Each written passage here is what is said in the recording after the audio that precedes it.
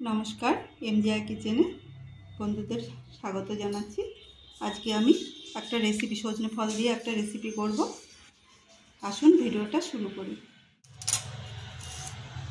আজকে আমি সজনে ফলের মশলা বড়ি দেখাবো।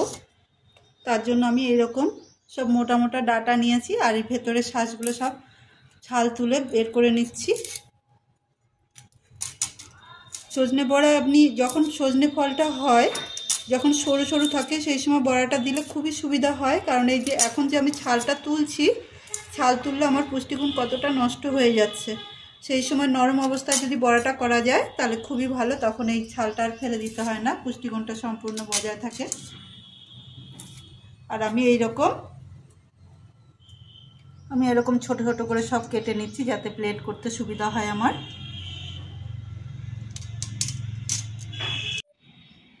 আমি এখানে মুগ ডাল নিয়েছি, এটা ভালো করে 2 ঘন্টা ভিজিয়ে রেখে ভালো করে ধুয়ে জল ঝরিয়ে নিয়েছি। আর এগুলো আমি অল্প অল্প মিক্সারে দিয়ে ব্লেন্ড করে নেব। আগে আমি সজনে ফলগুলো পেস্ট করে নেব অল্প অল্প দিয়ে। পেস্ট হয়েছে কিন্তু একটু দরদরা থেকে যাচ্ছে, আমি তার জন্য সামান্য একটু জল দেব, তারপর আর একবার আমি পিষে নেব। আমি ওই জারে মুগ ডালগুলো পেস্ট করব, এটা জল ছাড়াই করব অল্প অল্প দিয়ে। আমি শুকনো খোলায় কিছু মশলা ভেজে নেব। দিয়ে দিচ্ছি জিরে, দিয়ে দিচ্ছি তেজপাতা, দিয়ে দিচ্ছি শুকনো লঙ্কা। এগুলো একটু ভাজবো। আর এদিকে শুকনো আদা আছে, এটা একটু শেষের দিকে দেব। জিরের গন্ধ বেরিয়েছে, আমি গ্যাস অফ করে আমি এই শুকনো আদাটা এর সঙ্গে নাড়িয়ে নেব 5 মিনিট মতো, যতক্ষণ ঠান্ডা না হয়।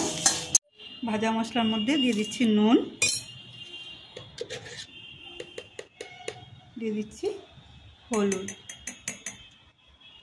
এটা আমি ব্লেন্ড করে নেব। দিয়ে দিচ্ছি ভাজা মশলার গুঁড়ো,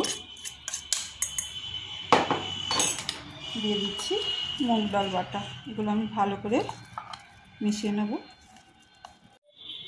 খুব সামান্য একটু চিনি দেবো।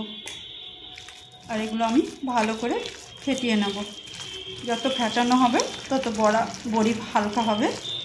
ভালোই তেল মাখিয়ে নিয়েছি, এরপর আমি ছোট্ট ছোট্ট করে বড়ি দেবো।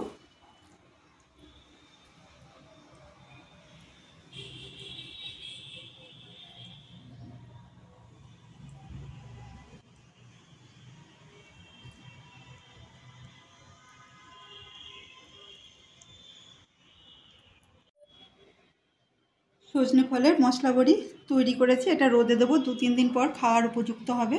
আর যখন সদ্য সজনে ডাঁটা হয়, বীজ হয় না, তখন সম্পূর্ণভাবে করলে বড়াটা খেতে আরও ভালো হয়।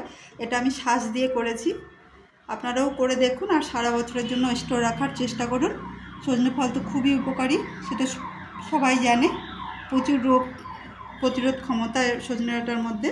আপনারা তৈরি করুন। আর রেসিপিটা ভালো লাগলে লাইক, কমেন্ট, শেয়ার করুন আর সাবস্ক্রাইব করে আমার পাশে থাকুন।